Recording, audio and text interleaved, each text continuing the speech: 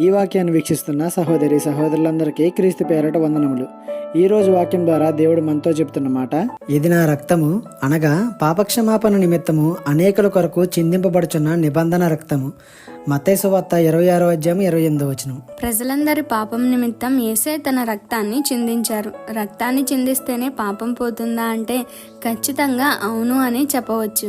ఎందుకంటే దేవుని ఎరుగని ప్రజలు వారి పాపాలు పోవాలని ఏవేవో మొక్కుకొని మూగజీవులను బలిగా అర్పిస్తారు. కానీ మన దేవుడు తన కుమారుడిని అంటే యేసయ్యను మనందరి పాపక్షమాపణ నిమిత్తం బలిగా అర్పించారు. అటువంటి విలువైన రక్తాన్ని తీసుకుంటున్న మనం ఏ స్థితిలో ఉండి తీసుకుంటున్నాం?